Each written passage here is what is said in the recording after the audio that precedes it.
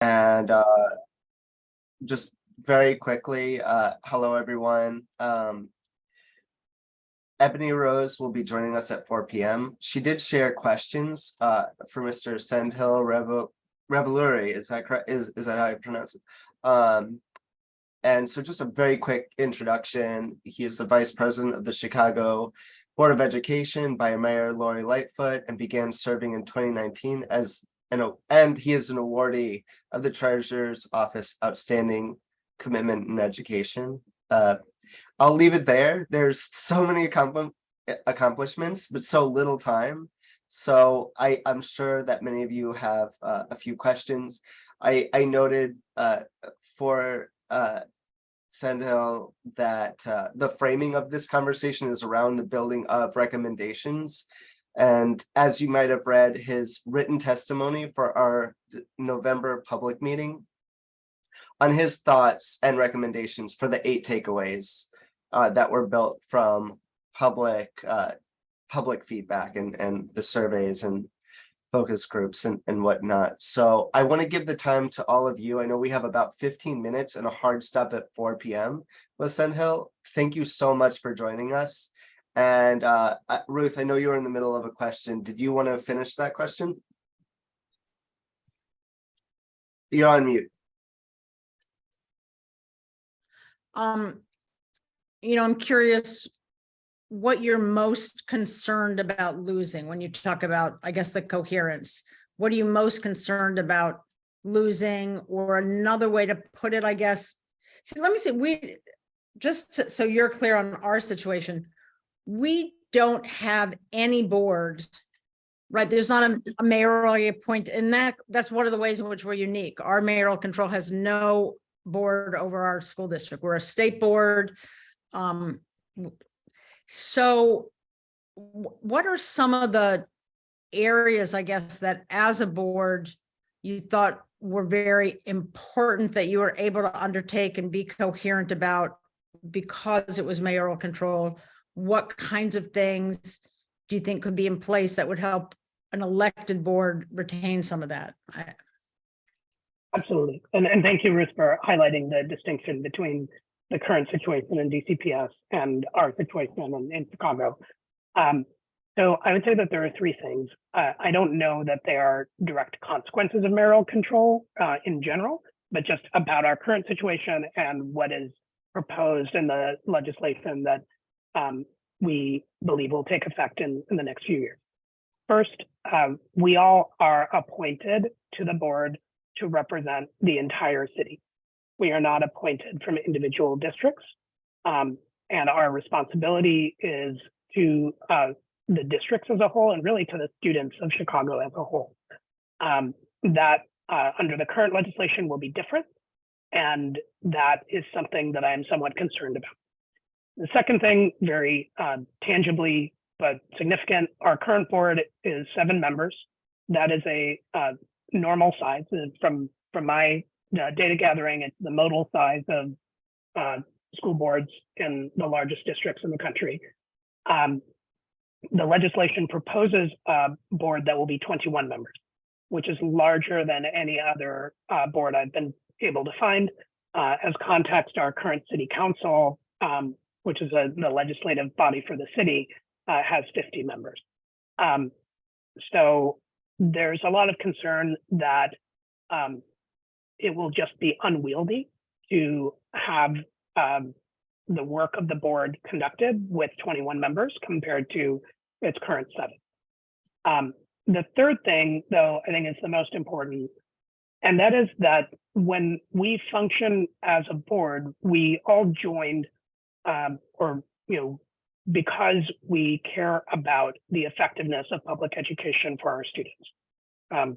I won't speak for my other board members, but that's certainly what I've heard from them, both in private and in public. I hope that will still be the case for everyone who runs for election and serves. But looking at other elected board situations, especially in large metropolitan areas, for example, Los Angeles, school board elections have ended up being very expensive, and they have ended up drawing people who have the support of certain constituencies, who I believe have the best interest of students at heart, but also have vested interests or vested concerns for how the district does things, not just whether it delivers those results for students. And I worry that the coherence will be impaired because people are coming from very dug in positions. So That let may me, not. I don't want to cut you off. I'm also aware of the time and I want others to get in. So let me just flip that. And can you give maybe your best examples of how the board was able to bring coherence? Because even if everybody's on the same side of the street, these are complicated issues. I assume people don't always agree on what to do. How do you bring the coherence that you're talking about between the mayor and yourselves? I mean, what are a couple of examples of specific issues? Is that a good way to put it? Or not, I'm going to pass on to the next. That's okay. I'll just say one thing and you can tell me if it's helpful. I think the most important thing is that the board understands what board work is and how that's different from superintendent work. Our job as a board is not to be saying, use this vendor, use that program, build a school here and not there. Our job as a board is to say, this is what the community values, and this is what the community is okay with us doing and not okay with us doing. And then to set those goals, to monitor progress, and to hold the district's leadership accountable for that progress. I think that is a distinction between what I understand is the current model in DC, where there is no school board, and the function of DCPS is kind of one other function that is done by the municipal government. So there's that focus on delivering outcomes for students. What I worry about when we move to an elected, much larger board is that unless we have members who buy into and are committed to that way of working, we have a confusion between what is board work and what is superintendent work. That makes all of us less effective at delivering results for students, because we as board members in Chicago are volunteers. We are part-time. That is the biggest part-time position I've ever had. And we're not compensated. Various ones of us have individual areas of expertise. I certainly am not an expert in everything the district does. And so I don't think it helps to deliver results for students if I'm weighing in on how to do different things. I do think it helps if I am listening to the priorities and the concerns of the community and make sure that we set goals that ensure that those priorities are met and executed upon, and then stay out of the way of the people whose job it actually is, who's experts in various areas, and who are accountable to actually do that work because it is their job. Okay. So I think that's a big difference. All right. I cede the floor to whoever is next. Thank you very much. All right, thank you. I think I'm next, Ruth, and so I'll try to ask this question. In DC, and if you're aware, we're very bifurcated in the sense of between almost equally between charters and traditional schools. And I wanted to know a little bit of how you saw that and how you guys worked through that. We actually have two boards. We have a board that's over charters, and we have a board that's, supposed to be over both in a kind of a way, but we have no real authority over the charters.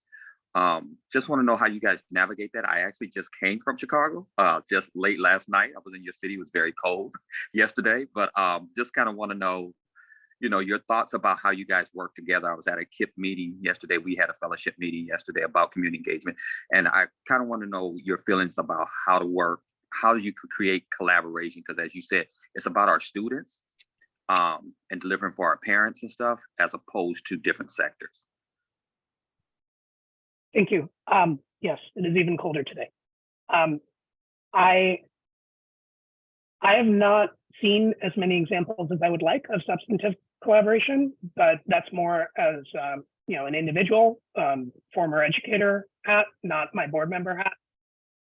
As you said, the level of oversight and accountability that we have over charters is significantly different. I would say less, and definitely less frequent than it is for district managed schools.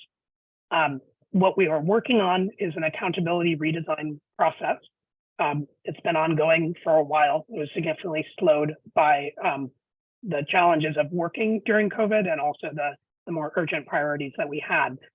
What we're trying to do, and I can share the resolution that we passed earlier this year, is by next year to deliver a new accountability framework and eventually for the charter and district managed schools to be sort of judged in consistent ways.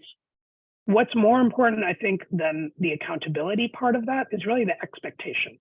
What is our definition of providing an excellent educational system and experience to all of our students, whatever kind of school they're attending? And how do we have consistent measures for them so that we are really clear about what they're trying to achieve, and all the stakeholders, the students themselves, their families, the educators in the schools, can see what they're trying to do and how they're progressing. How that actually is operationalized is going to be different for the two kinds of schools because our role in interacting with them is not the same, and it's constrained by state law in particular.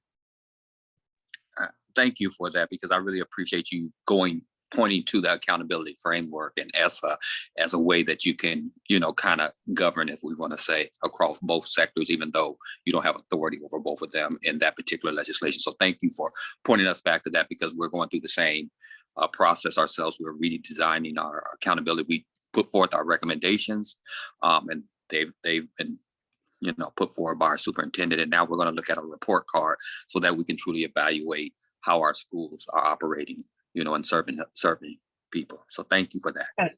Sure. I would just add one other thing, that it's really the role of the board to deliver for all of the students in the city. It's not, I think, either appropriate or feasible to put on individual school leaders to consider the broader district situation. Their job is to set up and run excellent schools that serve the students who attend their school. But at a district level, it's important that we are thinking more holistically and not just thinking about each school as an individual unit that's disconnected from all the rest. That can have consequences for students in a segregated city like Chicago, in a city where we're facing declining enrollment, that we are not necessarily using our resources wisely to deliver an excellent educational opportunity for all the kids. And that's really on us at a district level. That's not the responsibility or within the domain of control of someone running an individual school. Thank you so much for that. That's so helpful. Thank you. I'm happy to jump in here. Thank you all for joining. I apologize. I'm off camera now, but I am excited to have you. I grew up in Chicago, born and raised, and I'm very familiar as a student with Chicago schools. My grandmother was also a principal for many years in Chicago public schools. My question, I have several, but I'll start here. Knowing the many changes and iterations of governance and how it's looked in Chicago, can you describe the process and how how you engage the community? And feel free to color in like how that worked or didn't work. And I share that because as we are dealing with some of these very complex issues, obviously there's a need and a desire to get the perspective of residents.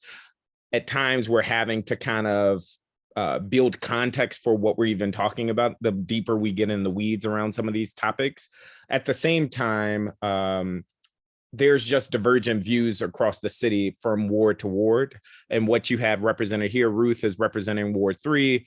I'm representing Ward 5. Jock is representing a citywide perspective, but you're going to hear very different views depending on who you engage and where in the city. So again, just like, how did you navigate public engagement as you were changing governance structures, and what worked and didn't work? That's a great question. I think one that's very important for you all to answer. I think you will have better luck than we did because this movement for an elected board has been one that advocates have been pushing for a while, probably at least a decade, but I may be undercounting that quite a bit. The movement was really predicated on two big ideas, and I hope I'm doing them justice. First, that every other district in the state of Illinois, and we have a lot, about 900, all have elected boards. Why shouldn't this one? And the second, that this is a more democratic way to proceed. You'll notice that neither of those says anything about the purpose of a school district or the students who we serve. No one has made the case that an elected board will deliver better student outcomes. Some people have claimed that an elected board will be more likely to be equitable for students across the city in ways that they feel like the district has not been historically. So that's sort of the advocacy movement. The process has been entirely at the state level, certainly with involvement of some legislators who represent Chicago in the state legislature, but we have not been involved.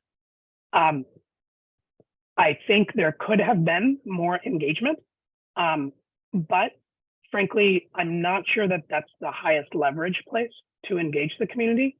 As an analogy, if I'm a patient and I go to a hospital, I'm not really thinking that much about who owns this hospital. Is it a for-profit or a nonprofit?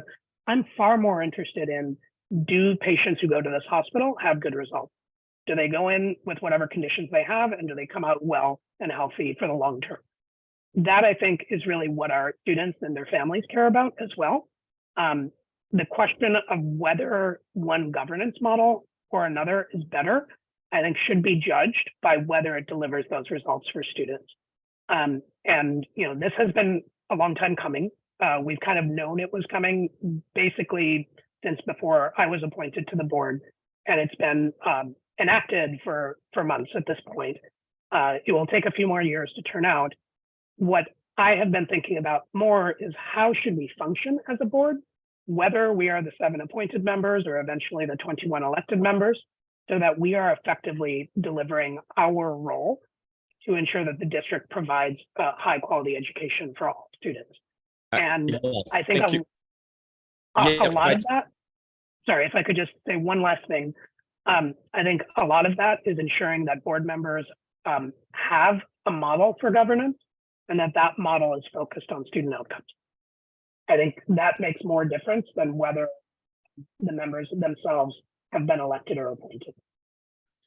Understood. So I'm gonna repeat back what I think I heard, and I would love for you to just let me know if I'm characterizing. So it seems as though much of the decision making was happening in Springfield at the state level, and it wasn't as much on the ground engaging community leaders and parents about what this change could mean for the school system. That is correct. That is correct. Okay. And what has been the consequence, you think? I hope I'm okay with this line of questioning, Darren. I don't know if we have a time limit here, but what has been the consequence of that approach, you think? And I ask that pretty bluntly because we struggle and go as a city, as a board, going back and forth. Obviously, DC is unique and it's a city operating as a state, so we don't have that challenge. At the same time, there's a constant desire and push for us to anchor our decisions on the perspectives of community members, which I 1000% agree with. But there does come a point in time where we have to make decisions. And actually, this committee is at that point where we're now kind of reviewing what we've heard and are making recommendations. And so in the absence of that community engagement in the Chicago context, what do you think is missing, or the consequence of not having that and it just being a purely political decision? That is a great question. That is the same question I have. And I think we'll both have to wait 2 to 4 years to know what the consequences are. My hope is that the way the board and our staff choose to function will be more important, and that we will make the right choices about those things so that we can continue to be effective, whatever our configuration is. I don't know what the consequence will be. Before we officially started the meeting, Ruth asked a similar question. And the concern I have is that we will move towards a situation where there's less coherence on the part of the board. there's members who are representing specific areas of the city rather than being responsible and accountable for the entire city. And that given what elections cost, that there's a risk of people prioritizing certain ideologies or concerns of particular interest groups over the purpose of the district, which is to serve students. So those are some of the consequences I'm worried about. I don't think any of them is sort of a nail in the coffin. I think it depends on whether we stay focused on student outcomes and do our job as a board without veering into the job of district staff. And sorry, that was not a good mic drop, but I do have to go. I wish you luck, and Darren knows how to reach me if there's any further questions you have or any ways I can be more helpful. Happy to do so. Thank you. Thank you. Thank you. Bye-bye.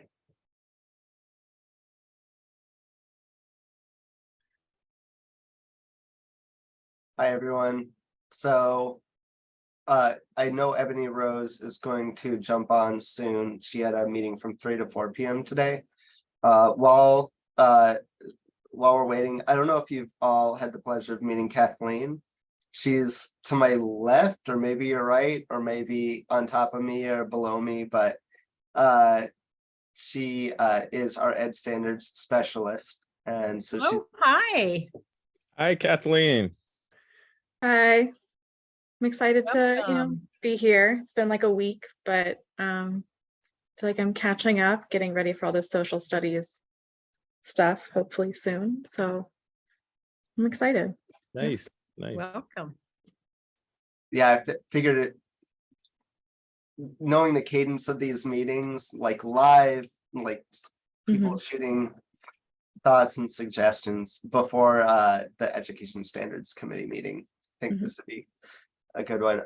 And again, as we're waiting for or before Ebony Rose hops on, did any of you have any questions about that education governance takeaway memo? Your feedback was great, and I know there's a lot in there, and just taking that and using that to build out recommendations. I don't want to speak too much before Ebony Rose hops on, but maybe I could field questions or just take any other suggestions or feedback as we think through building out these recommendations ahead of the working session. Anything like that? The only comment I want to make, Darren, which I really said in that email, is the relationship between the takeaways and the recommendations that we're going to make. I mean, the takeaways are from a very explicit, specific set of activities that we conducted that were organized around a very specific set of questions.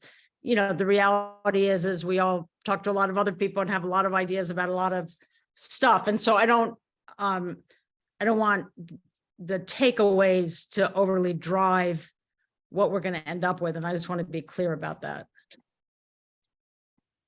And I think that's very, very important to point out. And I think framing that for the wider members, I mean, just personally, I don't know if anybody wants to jump in here, but maybe framing that ahead of the work or at the working session, maybe someone on the committee can frame it as, where did these takeaways come from? How did they fit into building the recommendations, and where to go from there? I just think the focus should be more on our recommendations, not on the takeaways, is what I'm saying. And I would agree with that. But I think the memo is great. And what Ruth is suggesting just means I think we just prioritize the recommendations and kind of make a lot of what you have here into like context to the recommendations. So it's some of the grist, exactly. Exactly. Yeah. Not limited to that and not totally directed by it. I agree. I think I should have put that in the executive summary. Of just like, this is just a little bit more context as everyone builds it out. Another thing, maybe I could share this with you all while we are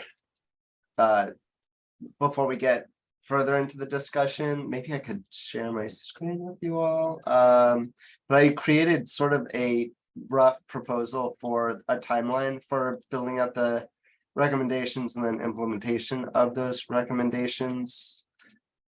God bless you, Darren. I like my charts, I guess. Now I have to find them though. So they are right here. Great. I think, yeah. Can I share my screen now? Just that. Okay, perfect. All right, can you all see this? Yes, barely, but yes. Okay. So just pretty much what it's showing. I wonder if I could zoom. Can I zoom in? Does it let me zoom in? No. View. Nope. Doesn't let me zoom in. What it says though is from Thursday to Tuesday, draft recommendations as a committee. From Wednesday at the working session to Sunday, publicly share the draft recommendations with state board members. And so the wider members would provide feedback, and then I would update the recommendations and then make it, and this is proposal, so I'd love to get your thoughts. Oh, and I see Ebony Rose, so maybe you could speak more to this. But let me figure out how to, okay. Hi, Ebony Rose. Hey, sorry for being late. Trying to do all my jobs. Of course. And I was showing everyone that visual of just next steps. Should I finish that up? Did you want to? Yes. Can you, I had a question. Sure. Yes, because I literally just joined. You spotted me as soon as I joined. Publish communication. Just Just flagging, I know for the board meeting, it is what it is.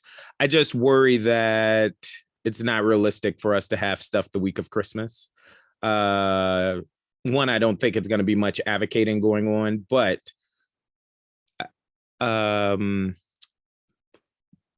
just flagging that maybe that should be the date of the board meeting and not that week. I think that's minor, but I just don't think people are going to do much advocating or paying a lot of attention to it, frankly.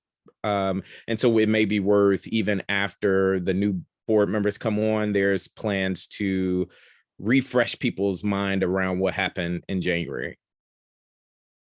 Because I think it's going to fall off people's radar given the holiday. In theory, we're voting on this on the 21st, correct? Yes. That's what, yes. But just flagging that, and I know there's going to be a push afterwards, but it would be helpful to just have that as part of this chart too. For the next quarter. Sorry, I just joined, but that makes sense to me as well. We would finalize, and I think we would have to make a more with the new board coming in. We would have to think about what the work plan is for those streams of publish, communicate, advocate. Yes. Because they are not the 2 days. Yes. Before, right? Like that makes sense to me. Because I know it is part of it's one of the things that when we did our fiscal year, it is something that's budgeted for. And so it is a bigger push. And then just from a human being perspective, what you're saying makes sense, Representative Parker. Okay, I have a question, but what are we thinking in terms of budget? We could also talk about it offline if we don't want to talk about it right now. Yeah, can we get to the recommendation? Because that's. I let's- can't remember. Let's Sorry. go to the recommendations. Yeah, Sorry. I couldn't remember or tell you now if I tried. It was something that we approved many moons ago, and it's not in front of me. Dope. But we can share that out. I'm excited there's money for it. So that means there'll actually be some real advocacy and push around it. So that's good.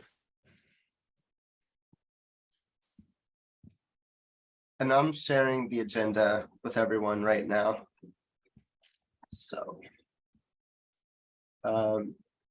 One other question on the timeline, are we, and I think we should be anticipating and promoting that as part of this outreach to the public, that we'd be inviting people to come and speak at that meeting on the 21st. Again, I don't think the 21st is a great time for people to come, but I think we should encourage people to and hope they do, and we can use that feedback as well. That's the thought, yes. Okay.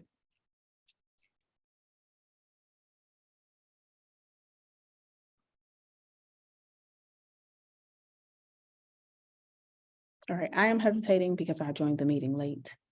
And So is the idea here that we're gonna come up with our plan for how we're gonna come to the recommendations? oh, okay, I'm happy to jump in. I have a thought if that's where we are. Yeah, I think so. The thought here is Darren shared out, and I apologize if I'm saying anything that's redundant or unhelpful, but Darren shared out the summary of what we heard back from the panelists at the meeting. I hope and trust that the conversation with Cindil was helpful. And of course, we've already shared out the digest as far as the working groups and the survey. Our hope now is to talk about, based on everything that we've heard, what are some things we would like to recommend as a committee to the board. We would then take our recommendations to start a conversation at the working session. There will be time at the working session for members to chime in, and we would iterate a bit before getting to the public meeting. But we want to start to invite some recommendations for like moving from the takeaways, based on the takeaways, what people said was most important. What is it that we would want to see as far as changes or recommendations around our governance structure? So that's the thought. Cool. Should we just jump in? Well, before Is you that- do, yeah, Well, I I would would say, like, does that answer your question, Representative Park? Is that helpful? Because I know. yes, it is. And if I was just gonna propose a structure, just so it doesn't get unwieldy, and maybe it's kind of like we get to one, I guess it's a question, do we have a set number of recommendations we're shooting for, or is it as many as we come up with? And I would just say, if we can recommend things as like, I feel very strongly about X versus this is a recommendation, but it's not something I'm willing to go to bat for, if that makes sense. Because that will, I think, later, as we're synthesizing, help us kind of distill the recommendations down across folk or across the members of the committee.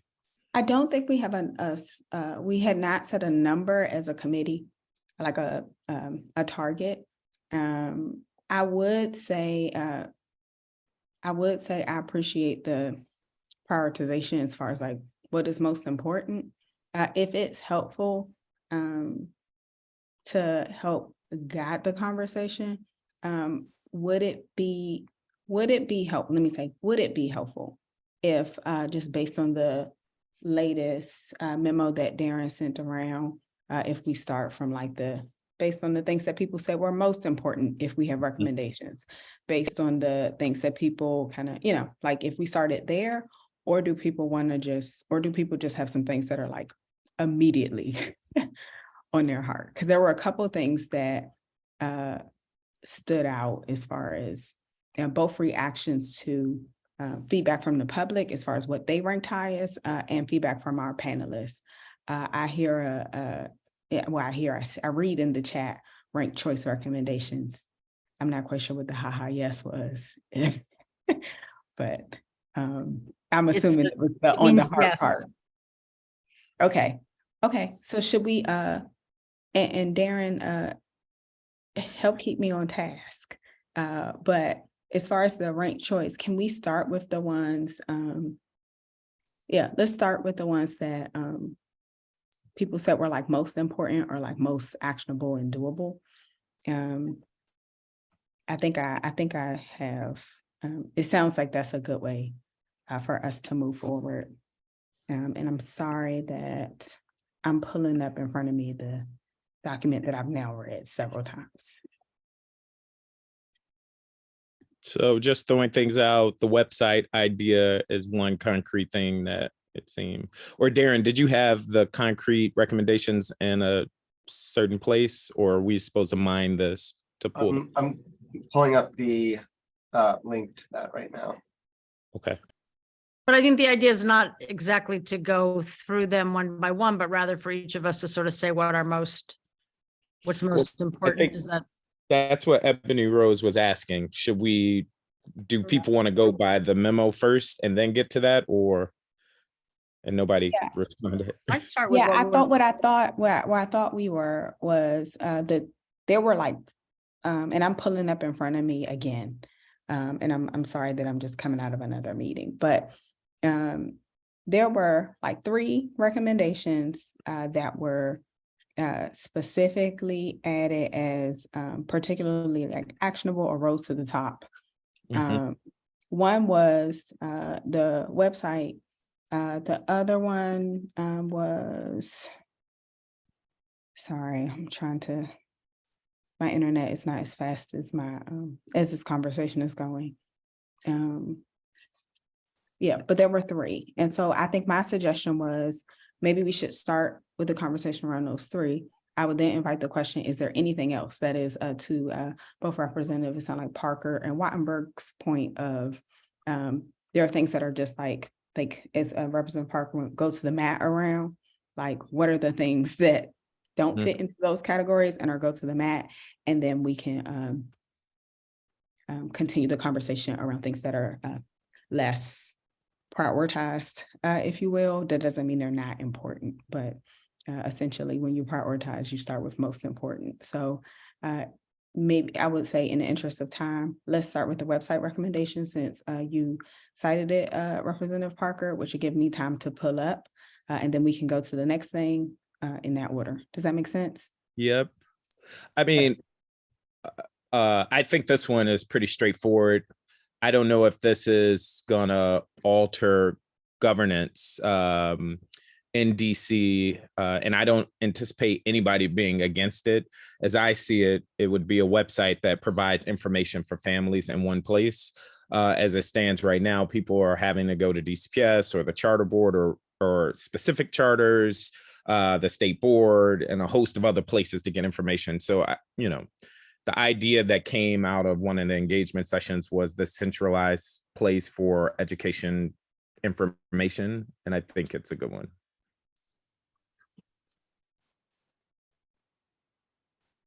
That's not one of the ones I would go to Matt for, but I don't think that's going to be one that people need to go to the Matt for, because I think it's not controversial.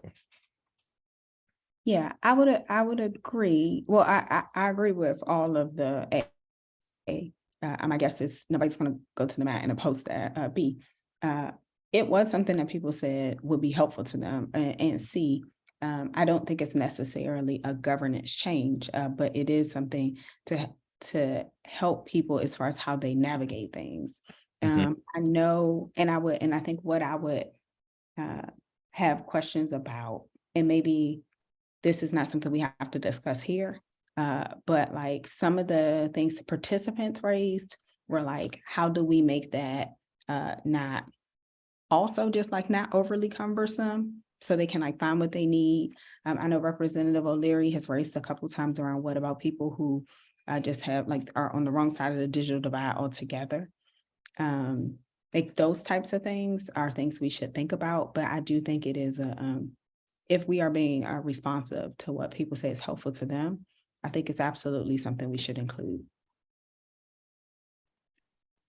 So I would agree. Yep. I just put in the chat and I'll read it also.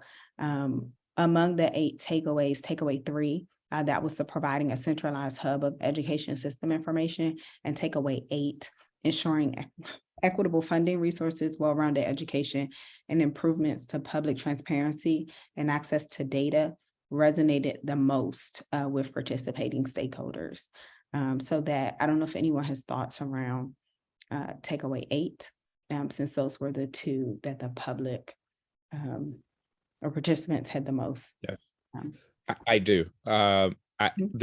I'll throw both of these out. One of them relates to number 8, and it deals with the state board's role as it relates to the superintendent. I heard in the engagement sessions, I heard from Mark Jones that there is a desire on some to rethink the role of the superintendent as it relates to the board. There's many ways that that can look, and I'm open for us to have that discussion, whether that means the superintendent reports to the board. I think that's one end of the spectrum. I would say the other end of the spectrum that has been discussed for years is empowering the board in 2 specific ways. One, that we have access to all educational data in the city. We currently don't, and we're at the mercy of people playing nice with us. And so that would be a shift, as well as being able to initiate policy with OSSI, which we currently don't have that authority. We have to wait for OSSI to initiate. So if I zoom out, all of that falls under the umbrella of shifting the board's role as it relates to OSSI. I think there's a spectrum on where we could land with the recommendation, but I think that also gets to number 8 here. So that's one. And I'll just throw out number 2. And that is thinking about New York's governance structure, as well as what I think is one of the biggest takeaways is that parents, and parents in particular, want a greater say in our educational system.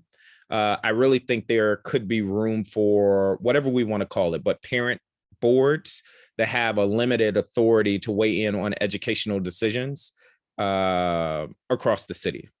And that could be around specific things, i.e. facilities, i.e. The list could go on. My recommendation would be for there to be a very limited set of things, but making sure that people in communities and parents had a greater say. Those would be my 2 recommendations. I'll shut up now. Okay, can we separate out the 2? And Yes. first I would ask, because there was a lot in there. So Yes. first, I'd like to talk about the relationship with OSSI. And then second, and this will, I know in our, in the key highlights, one of the things that was raised would be what was a need for, and I actually suspected this before we went into this process, was like the need for decision-making loops that the public initiates, not necessarily in response to things, like, oh, we're asking for your input on this item. So I hear what you are talking about as far as the New York structure is a possibility for also addressing some of that. But if it's okay, I would love for people to wrestle with a bit the relationship with OSSI piece. Yep. And I would just throw it out there again. It's a spectrum as I see it. I think there's a lot of possibilities. On one end, it could be as far as saying that the superintendent reports directly to the board. On the other end of the spectrum, could just simply be that the board has authority to collect any and all educational data in the city, as well as initiate policy with OSSI. All right, I want to make space for other thoughts. I have some, but I'm not gonna jump fully in yet. Go ahead. So I'm very supportive of both of those. I would put both of those as sort of key things that I'm interested in. On the first point about the relationship between us and the board, I do think that this issue of the board having access to the data is really, really critical. And it's come up a few different times in my 8 years on here in some very important ways. And I think there's a few ways to do it. I mean, Zach talked about, well, either you could put the superintendent under the board totally, or you could create the access. I think another way to think about it is you could, our OSSI, compared to other state agencies, has a huge scope of activity. It's not, I think it's much larger and broader than a lot of other states because it does so much coordination work with the charters. It provides a lot of services. So one possibility would just be to take the data gathering, report making operation and sort of put that part under the board or under a, maybe there's other ways to do it. There's a deputy superintendent in charge of that is named by the board and works with us. I'm not sure what the right way is, and I don't know that we have to be exact about that. But I think the idea that the board has a complete ability to get access to needed data and information in a timely way is critical. And just two examples.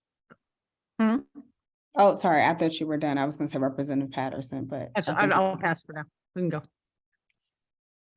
No, what I was going to say, as we contemplate, and I like how Zachary has taken us from one end of the spectrum to the other end. One thing that I've always thought that was just kind of ridiculous is the sense that, and you and I, Ebony Rose, have been ANCs, that ANCs actually have more power than state board representatives because they have the ability to affect agencies because there's great weight that's given. And I've always considered, why don't our resolutions have more weight, or they're taken more seriously? So we pass resolutions and we give our opinion based on who we're representing in our individual wards or citywide. Why don't resolutions have great weight from the board? And that's just an idea that I've always played with. Like, if we sent a resolution up to any agency or to the council, it is given more weight than what it is just opposed to a piece of paper and telling how we feel, but actually carries weight. And so I have a couple different thoughts. One, I hear you in a great way, and I want to be as explicit in that as I can be. One of the first thing I learned as an ANC about great weight was it's not just that it's weighted as an opinion, but essentially what it means is if people don't agree with you, they have to explain why.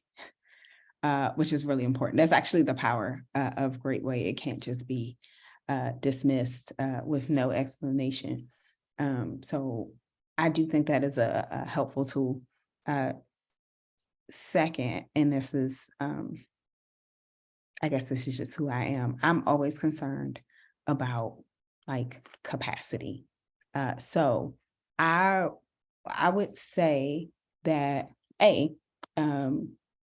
whether it is us having a conversation around the superintendent reporting to the board, I think we need more capacity. Or whether it is some version of we can, and I would be curious what the universe of data is, right? That we will want to ensure we have access to.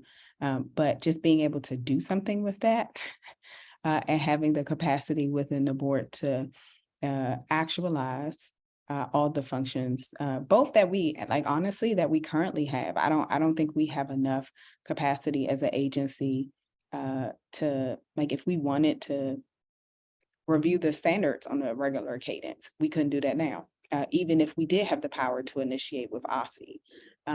This is not an argument to say don't do it, but I want to make sure that as we make these recommendations, we are also being prescriptive as far as what's needed to be successful with any shifts in authority that come. And so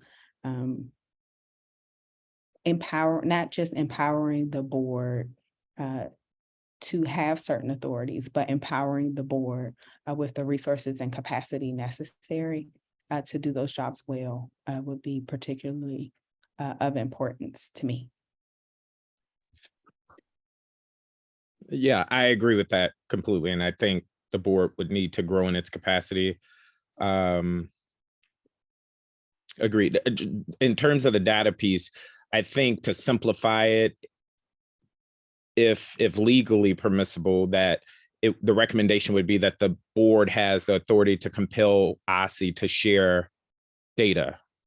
Because OSCE already collects all data from schools. And I think it wouldn't be smart for us to try to be redundant in that way. But being able to compel OSSI to share that with us would be important. And so, for instance, we've run into a roadblock when we've tried to do our teacher retention work because not everybody wants to share data with us. Yeah, I would, in that, I know one of the things just coming off of the conversations around the teacher retention and data warehouse bill, there's also, and I am hoping to get increasingly clear on this, but there are also places where I've heard just different LEAs say, oh, OSSI is already collecting that data, but it's not actually collected from everyone. I think a lot of times we are collecting data because of different like partnership arrangements, as opposed to this is the expectation and the standard for all of our LEAs. And so I do wonder if there are places where to make it possible that we are improving the data we are collecting, and that if this is also an authority question within the governance as far as what both what capacity OSSI has to collect certain things and count certain things, and just moving it from expectation or one-offs into something more systematized and expected. I mean, consistent across all LEAs. Because that definitely came up in the teacher retention piece. Makes sense. Darren, I hope you're collecting this because it seems like there's some synergy around at least that piece around the data. And then I would just say for the initiating policy, and by that meaning like attendance policies or graduation requirements, the things we already have authority to do right now, for those watching, we can only act on that if OSSI initiates. I would recommend us setting the bar high for that. So perhaps if 2/3 of the board agrees to initiate something, that we can then bring it to OSSI and they have to respond. Just as a option of moving forward. Totally agree. And it's important. And just a couple of examples on that. When I first got on the board, I think within my first 2 years, so it's at least 6 years ago, there were issues around attendance in 80/20. And of course, as we all know, they've been just swirling around and finally just came to us again. And, 6 years later, and that, for all that time, it wasn't on the top of anybody's list and we weren't able to do anything about it. So that's just an example of that. Are there other thoughts on the relationship with OSSI? If not, I want to move us to, and not that that means that there can never be another thought, right? But just in the interest of like this immediate conversation, putting things on the table. Just the one thing, I put it in the chat, but just so that it's also heard, is that to this point about capacity, one possibility is that instead of, some people like Mark have proposed that you move the superintendent and everything under the superintendent under the state board. Another is just to take the data piece, the data and information, sort of cut that out of OSSI and put that under the board. And maybe that person is equally available or to both groups, but then you don't have the capacity issue. So I just wanted to put that there. Just throwing out there, Ruth, I think OSSI is mandated by law to collect certain data. So I don't know if it would be as easy just to say they don't collect it.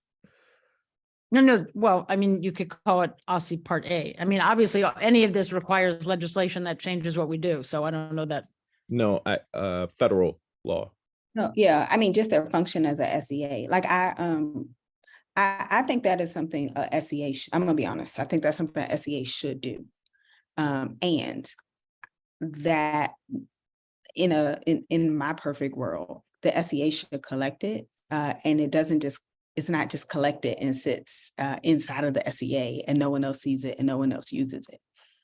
So I would be comfortable with that function staying with the SEA and changing the expectation and our capacity, both to have access to it and the public's capacity to have access to it, and our capacity to digest and distribute it in ways to help the public, navigate it and see clearer pictures around what's happening. students. If I want to, oh, sorry, Darren. And one thing that came up also is using that data to allow schools and school leaders to communicate with each other, using timely data to compare notes during the school year. And being very clear about the definitions around what kind of data is being collected. Thank you for raising that. I want to go back to the second thing, which was the idea of the feedback loops, and the potential for parent councils or other councils, or if there are other ideas, recommendations, thoughts around how we can better ensure that parents, other stakeholders, have a decision-making process that is iterative and is built and are built in to our governance structure. When I look back at the report, a couple things stand out to me. One is the idea of generating trust, and the other is just around meaningful engagement. I don't know, I would say that one of the things that we lost in the shift to mayoral control was having it as part of our actual governance structure, that there is a loop built in for the public to make their concerns heard, to be part of the visioning and driving of the process, and someone who has the same authorities to close that loop. And so I see Representative Patterson's hand, but I want to put that back on the table, given it was in the report, and Representative Parker raised that one possible solution to this. Representative Patterson. Yeah, wanted to speak to the parent engagement aspect of what you're saying. One thing that I've noticed, and it was said a number of times during the campaigns of candidates for the state board, is trying to create this advisory, so to speak. But the one thing that's inconsistent and that we haven't done well, or OSSI has not done well, is the part of ESSA that actually requires all LEAs to have in place a some type of parent engagement. I know it's part of OSSI, and I've reviewed it at times, but that's never been an enforceable thing that we've done. And I guess, I don't know if we can make OSSI enforce every LEA to have one, but that's something that's not, some of them do it very well. I think DCPS does it very well as far as engaging, and some of the larger charters do it well. But then you have smaller groups where parents have problems and they come to us to solve those problems that they have with their particular LEA, because there's nothing in place for them. And that kind of catalyzes some of the things of them even coming to us in the first place, because there's nowhere for them to go when they have a problem. So just the enforcement of ESSA for each LEA to have a parent, engagement plan that's supposed to be on the books, I think is something that's important. Thank you, Representative Patterson. Other thoughts? I just want to go on record as saying I agree fully with that, and would go further, engagement and authority. Like parents should have a say. And I'm thinking about DCPS. They do a great job around engagement. I'm not sure if parents is, and I know they have like an advisory board. I'm not sure how many parents have a say into certain decisions that are made. So, and again, Well, they have, can we be maybe explicit about what are the kinds of decisions? Because I think basically parents don't have the right to have they don't have the authority or right to participate in any of these decisions. I don't think we can say they should have a right to participate in everything. Maybe we need to make a list. I completely agree. It should be a very specific list. I do wonder, in the spirit of going further. So, and I apologize, go down this rabbit hole with me a bit.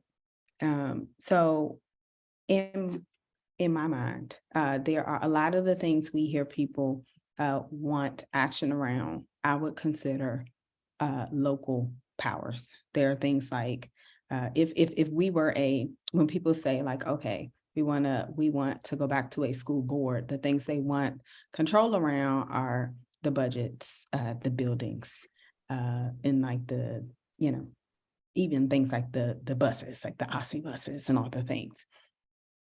There is no place currently where those things are separated out and people can say, hey, I want to drive the agenda as not just parents, but like the larger community.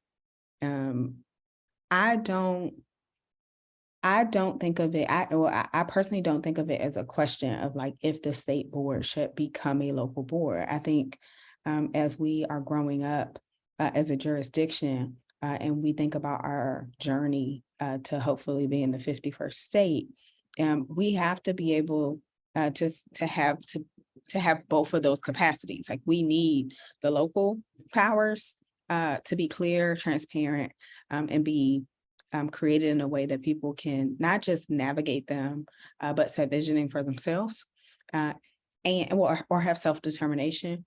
And then we need the state authorities. I do wonder if there is something else that needs to be created that is a home for those local powers, and it does go beyond engagement. It is more of a question of authority and who makes those decisions.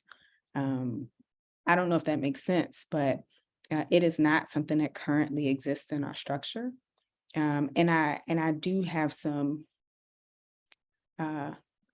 complications around, since we have 68 different LEAs, what that could possibly look like, because when we had a local board, that was not true. So I don't know if that is clear or about as clear as mud, but it is something that I'm wrestling with. And when we think about where authority should be and what is currently missing from our structure. So I sort of understand what you're saying, but maybe not completely, and it probably helps to get specific. And for example, and I think Zach raised this in New York City, these parent boards have very explicit authority. It's a mayoral control system. But for example, if I'm remembering this correctly, no school can be closed without the approval of one of those boards.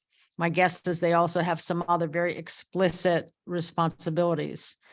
And I think, that's the kind of list we could make, that there shouldn't be a, whether you want to say it's a school closing or a school opening. Actually, the school opening is an interesting one. Issues like that. And then you say that needs to have either it's a, it could be our board, it could be a different parent board, but to pull them out and be explicit about them.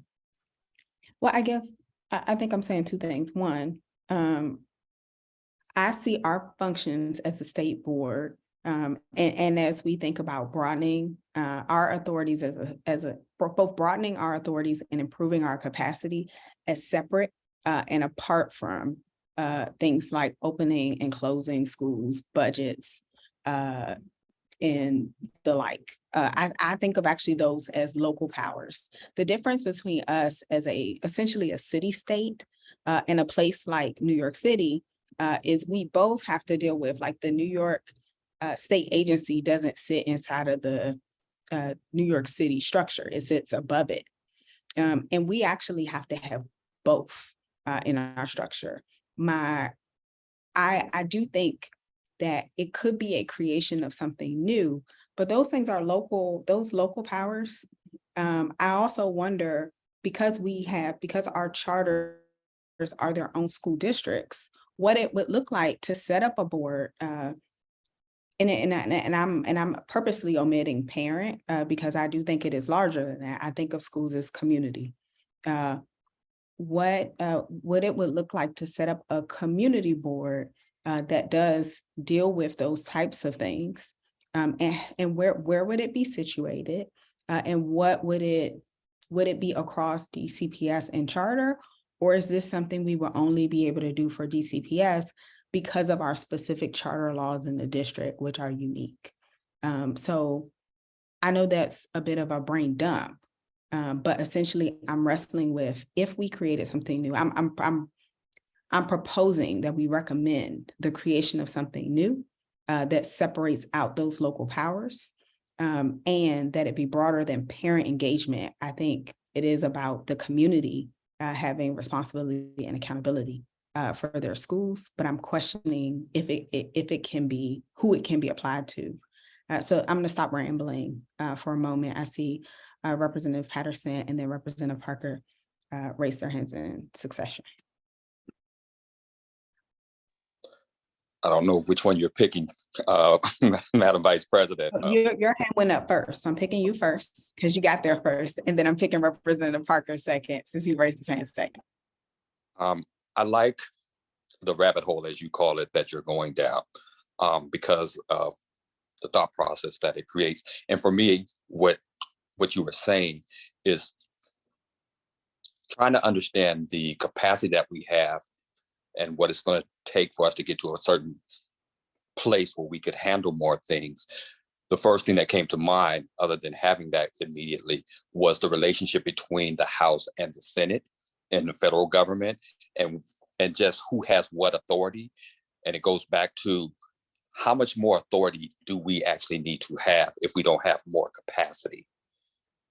Is where I kind of go, like, basically, if the council's going to approve certain things, budgets and certain other things that's put down by the executive, why wouldn't we also have some type of approval authority as well? So, that joint, that bicameral way of how they deal with each other, of giving the state board, whatever we want to call it, more authority in the approval process, so that, again, I'm going back to us having more weight, more power in the decision-making process, along that same type of line in the relationship that you see at the federal level between those two parts of Congress, us having that same type of approval kind of setting without really changing a whole bunch, but saying, okay, if we're going to approve certain things, the state board has to weigh in and also give approval and have, very close to the same kind of statutory authority.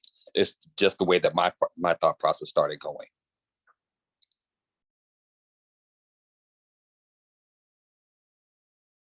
Representative Parker. Yep. I fully support the recommendation. Hopefully you're taking notes, Darren, of the creation of a new structure. I can already anticipate people are going to cry and say we're making already bureaucratic system more bureaucratic. I agree with the sentiment of there's a separation in what you deem local power versus not. For what it's worth, I don't support the state board being a school board, although I do believe the state board should have expanded authority, and we discussed that. One thing I would just throw out, just not to duplicate the role of charter boards or LEA boards, is that I think whatever these new community or parent entities are, it should be things that cut across DCPS and charters. And so I'm thinking like policies, like facilities, or like the librarian or mental health mandate, things that all LEAs have to do, that these community boards would have a say in, and not so much the charter specific decisions or DCPS specific decisions, if that makes sense. That does make sense. And that does make sense. I also think it is important that there is a state board, because we need those. Absolutely. Like if we are honest about, because this history is or a lack thereof these days. But like one of the things we did not have prior to PARA was we actually did not have a state agency, which we needed. It lived inside of DCPS, and that's not okay. So we need a strong OSSI, and we need a strong board with the authority to do the things we've been discussing. That being said, what we lost was, I think about when I was a kid, the first time I ever testified was actually in front of our, what we call school board. They were going to close my elementary school. I was literally 5 years old, and I went in front of the board and testified to keep my school open. It is open till this day. But those are that would be a local board. It was local powers, essentially, because right now the mayor is both, essentially has all the powers of a governor and all the powers of what would be a school board. Yep. And so I guess I'm recommending that we separate out, which would mean, and I want to be as clear as I can be as I'm thinking through this. It would also mean some adjustments for other agencies, because if we're honest about it, those powers live in the mayor, they live in the deputy mayor, they have implications for agencies like a DGS, other places. And so we would have to be thoughtful in where all of those responsibilities lie. But I do see them as separate. Like I see the local and the state as separate. And honestly, what I get the most concerns about, which I have no authority to deal with as a state board member, are it's the buildings things, it's the budget things. And they came up in our highlights, those recommendations of equity around funding for schools, or transparency around like who gets what, or a bit like who can jump the queue, and making sure communities' needs are met. Those are local powers. They're important. It's important that we give voice to the community in that structure. And it's a place I think of as improvement, or a need for improvement in our existing system. Quick, can I ask a question? Just make sure I'm tracking.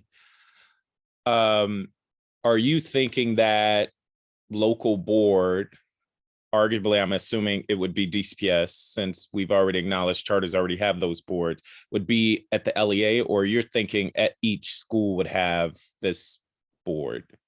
I guess I'm thinking of it as almost like above the LEA. So Right, typically, right. Yeah, I'm thinking of it as above the LEA, because yeah. And I agree with that completely. And are you suggesting that the chancellor picked these people, that they would, and I know you didn't say this, but just so we can kind of parse out what that could look like, or are they elected, appointed? I have not made a suggestion. I first wanted to think about but yes, those are the exact right questions we would ask, right? So I guess I first was thinking about what is the gap or what is the need, but I have not yet started to think about who, is it elected? I would assume that if we're talking about spirit of community, we will elected democracy is the purest way to achieve that. I would be open to, especially if given that there's going to be a little bit of a struggle around this. Yes. Maybe it's some type of hybrid, right? Maybe it is some combination of elected and appointed, especially as we start to transition, because it would. And so so I haven't gotten that far, but yes, those are the right questions to ask. I have to jump, but I'm just going to make this quick connection for those that may be viewing. We're not just pontificating or thinking out random ideas. Takeaway 8 on our document says the education system in DC should focus on ensuring equitable funding and resources to schools. All students have access to well-rounded education and improving transparency in school data. So I'm just making the connection in case anybody watches this, that I think all of what we just discussed falls under that takeaway, which was one of the highest rated takeaways from the public through our engagement. Correct. And that's what I was trying to be responsive to as well. And both that and the takeaway around the decision-making and feedback loops, I think they go hand in hand. And I think about when I think about equity and ability to participate in the process, and I should apologize because I said Representative Patterson was going to talk, but when I think about that, I do worry about communities that are not the wealthiest and don't have the highest voter turnout, being able to influence an entity like the mayor, right? Like a citywide entity. I think it would be important, to your question, Representative Parker, about the makeup of that body, to make sure that different wards have representation on that body, right? I would want Ward 7 to have a voice for Ward 7. I wouldn't want it to be just all at large or anything like that. Representative Patterson. So I've have really enjoyed this conversation. And I like your idea about something that's being above the LEAs. Because the one thing that is always expressed to me is parents don't really, think about charter and traditional. They just know that it's an education. They want somebody to be responsible. They don't really even understand what the PCSB is and how different it is from the State Board of Education. To them, it's just like, okay, both of these schools get funding from the District of Columbia. I send my child to this particular school. It's a public school, and that's how they think about it. So how do we make sure, as we talk about what PCSB has this autonomy and their LEAs have those particular autonomy because they're governed by them, how do we also make sure that we can still be responsive to our parents that really doesn't care who reports to who? And that's why I like your idea to circle back, that it has to be something that's above the LEA, not trying to take away any type of autonomy, but at the same time to be able to be responsive to what our constituency is asking us to do with a particular LEA, or for them to be responsive back to the parent. So like, I don't have the answer. I just love it. I want to state the idea that whatever it is, it does need to be above the LEA. It does have to be cross-sector so that we can be responsive. And can I add a delayed thought that you make me think about when I think about parents? And we've had this conversation in wrestling with the accountability structure, right? Like one thing I know that I'm never going to doubt is that the families I represent want their kids to be able, to read, write, to do the arithmetic, right? Like that's the reason they send them to school. So when they come out of school, they have all the skills and knowledge that they need. One thing I've been wrestling with, and I can't quite find the answer to, is in our current structure, and actually Sendhill's testimony that he submitted made me think about this. When we think about student outcomes, like what they're able to do when they leave our system, where does that, like who is explicitly and clearly responsible for that? I think the answer currently would be the mayor, but the mayor's also responsible for a whole bunch of other things. And I think this came up in our panel discussion around what, the idea that if mayors are held accountable by elections, that's not the only thing that everybody votes on. And so having when I think about a body that could be created around local powers, focusing on like literally our students being educated and what they're able to achieve, though that conversation, that visioning, that push, those responsibilities in my head would lie with them, and parents would know where to go to be able to move our education conversation forward in that way. And I just think it's a shame that is currently lacking because it means a lot less accountability, but that way, there's a body, they're responsible for these things. We go here to talk about our kids, what's good for them. But those are that's what's happening in my head. So thank you for allowing me to dump that a bit. Representative Wattenberg.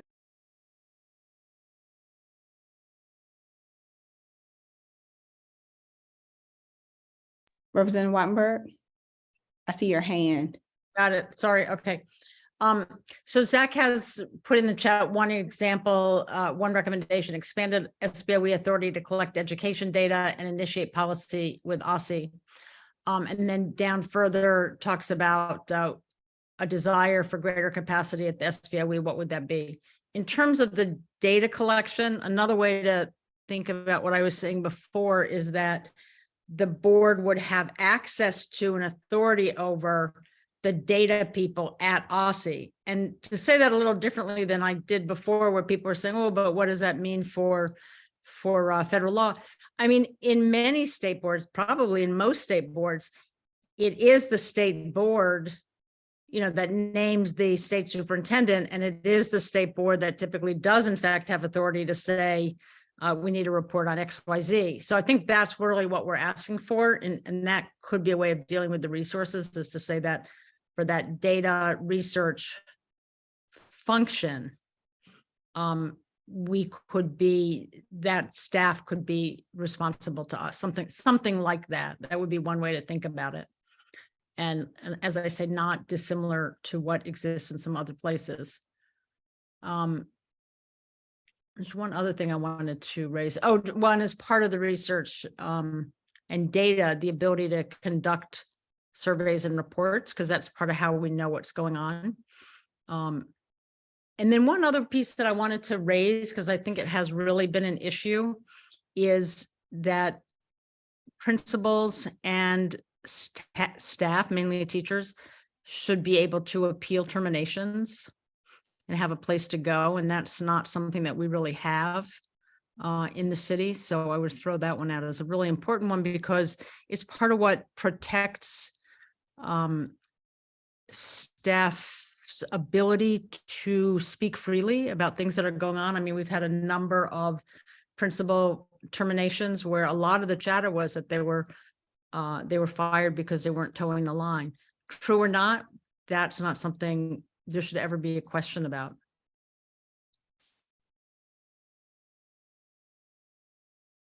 That's it. Okay, so I'm gonna note and that we are technically at time. And I'm saying that as a late person coming in. So thank you everyone for your grace around that. Happy for those who can continue with this conversation. We can, and I should ask, and I saw Representative Parker come off of mute quickly, which I think is signaling has something he wants to raise. But I want to just do a housekeeping. Do people want to continue this conversation for another 10 or 15 minutes or so? If not, if most people cannot stick around, I'm happy to talk about how we can continue the conversation offline in preparation for the working session, because I know we're over and I really appreciate everyone's time. I personally have to jump because I have an event.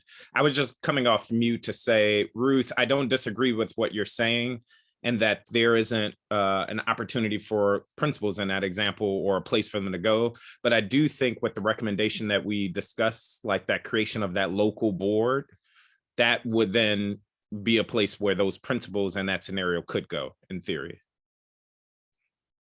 Maybe I would agree with that. I don't have a clear understanding of these local boards. I'm for it in concept, but I'm not grasping without specific issues what we're really talking about and whether this would fit there, because yeah, it's about a particular school, but you also want to have standards and rules that are common across, the LEAs, at least a given LEA, perhaps across all LEAs. So I'm not sure quite where that fits. I don't know. Two quick things I would say for clarification.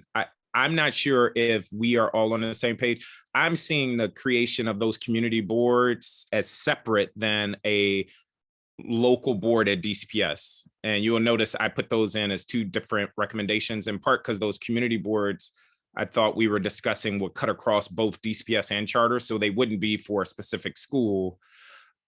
So that's one. I see those as separate things. And then two, although it's not equal, in my experience with some charters, parents, staff are able to seek out the board of a specific charter LEA if there are grievances or issues. And again, to your scenario, that doesn't really exist currently on the DCPS side. And it doesn't exist with what's the right word, with full accountability and credibility at the charter level. Again, it looks different. We could talk about it offline. I was just throwing it out as a connection I was making. No worries. Thank you, Representative Parker. I'm going to go to Representative Patterson. And I'm all for what I would like. Thank you, Representative Thompson. I'm all for making sure that any person who has a grievance has the right to appeal. I just don't know if with a state board, local board, or however the configuration is, if we want to get into adjudicating those grievances. I don't know too many policy body that get into the adjudication of such things as that. That was my only concern, because there's always been a division there. Plus, it's also who has the authority over the contract and the contract that's made, and how do we become part of that aspect of it, So that's a little convoluted for me. When we talk about where we're going to potentially get into adjudicating appeals and things like that, but definitely see the need for it, but just I don't know if that would be with us. And I just want to put that. Can I can I offer this in a because what I heard was when I think about Representative Parker asking us being on the same page as far as the community boards versus like a local board for DCPS.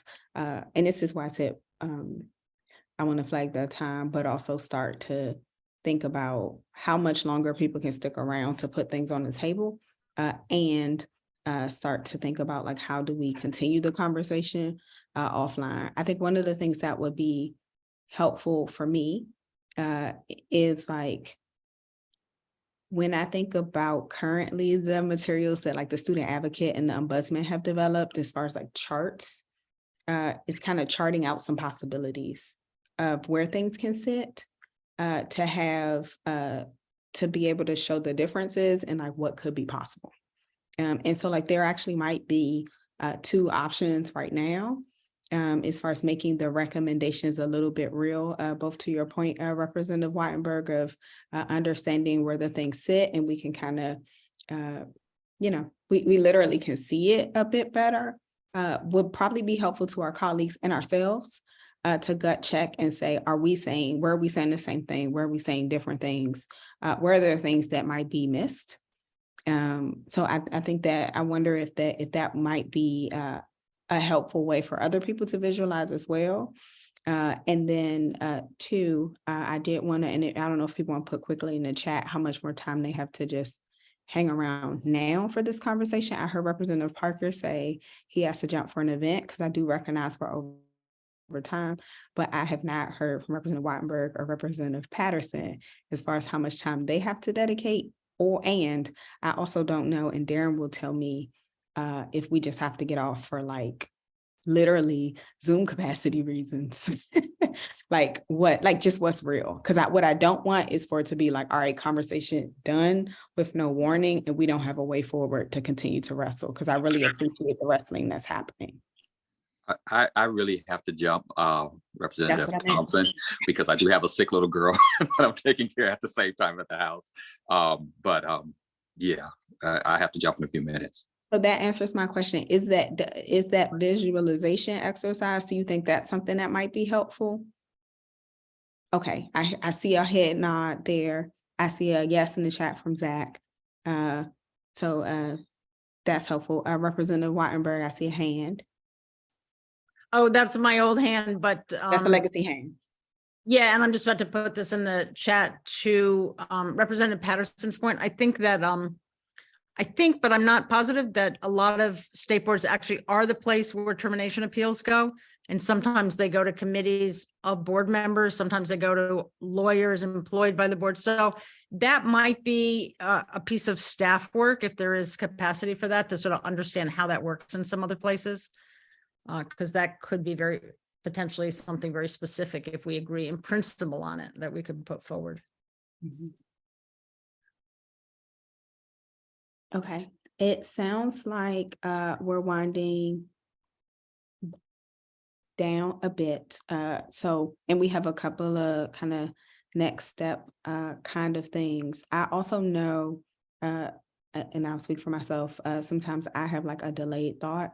I want to invite that as we share out the notes for this, if people have responses back or additional thoughts, that we can continue to share those. And I want to ask the question, if there's anything that is like, that had it on my heart before we prioritize, that we did not capture in this conversation, that we want to, can't leave this space today without raising. The only thing I would say is, both on the structure and on the great weight, I just think we need to put out actual issues, like on great weight. Maybe we're talking about the MFP, maybe it's about the openings and the closings. What is it about? Is it about a funding formula? I think we need to be explicit, at least about some examples that we're saying need this input. So that's just to throw that out. And the one other thing, I don't have an answer to it, and maybe it just really isn't about us. It's about legislation, and we want a great way to promote it. But the whole maintenance, repairs, it's just such a disaster that it just needs to be addressed. It's so dysfunctional. But that's more of a DGS functional I mean- thing more than anything. It is. Well, it's- but no, but that's right, it's Representative partially- Patterson. Wait, can I say it? Can I just respond one way on that? That's true, except that part of what you have in, it's a funny thing. Part of what you have when you don't have mayoral control is the maintenance people work for the district. And so now part of what people got mad about last time around when there was a school board in the district was sometimes repairs didn't get done. But so actually it's not unrelated to governance, I would say, in the sense that a lot of governance experts talk about it, but it's not like I think that's the most important thing to come back to the board or anything like that. It's just a disaster. Well, So this is what one to of this is one of the reasons I put on to me, that is a local, and this is why I separated out between state and local. That is to me, that is a local function. The things I hear about are facilities, their budget items, those are local functions. And so that was one of the reasons I said, maybe it makes sense to separate out some of the local functions into more of a community board, or essentially that would be separate and apart from the mayor, which is so that's where I was with that.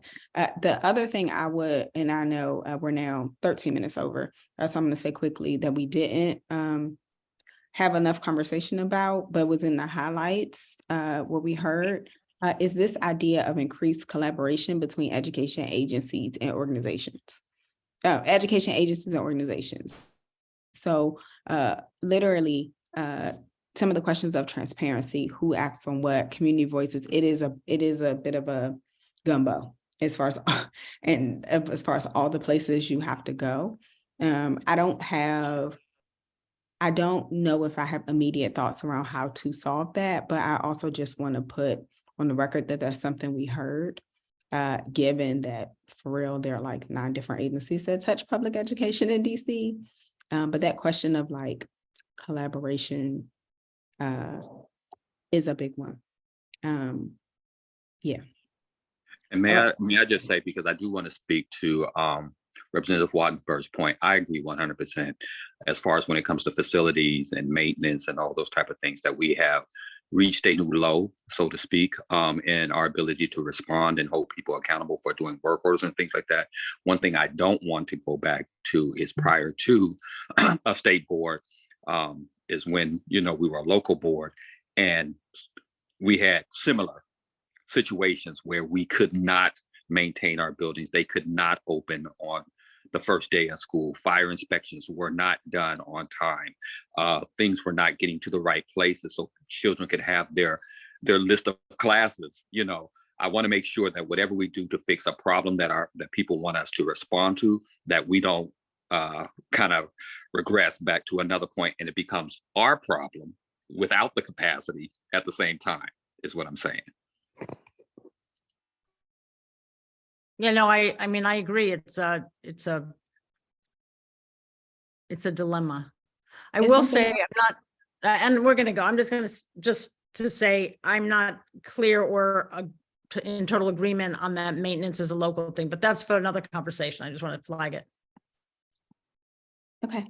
All right. So I think that is a good place to put a pin. I really appreciate all the wrestling that's gone into this. I do apologize for being late, and I'm so sorry I missed our guest, but I'll go back and watch the first 30 minutes. I want to thank Darren and Kathleen and Marilia for all they do to support us to be able to have these conversations and get us to this point. And I am happy to adjourn this meeting for the day and look forward to continuing the conversation at our working session. So thank you. So is there going to be a draft that we look at before we go to the working session? Is that my understanding? Or no? That is the thought, yes. So we're going to get some draft. Good luck, Darren. Glad I don't have your job. And then we're going to look at it and then it goes to the working session. Well, okay. Darren and I are about to do some work right after this. So we can stop the recording. But yes, the thought is that the committee, the things that this conversation will continue to distill. This conversation will be distilled to be able to go to the working session so people have something to respond to. And then we would continue the conversation at the working session. in order to get to something even more concrete and another distillation before the public meeting. So that's the thought. Thank you. Thank you. You all enjoy the rest of Thank your evening, afternoon. Thank you. See everyone. Everybody. Thank you.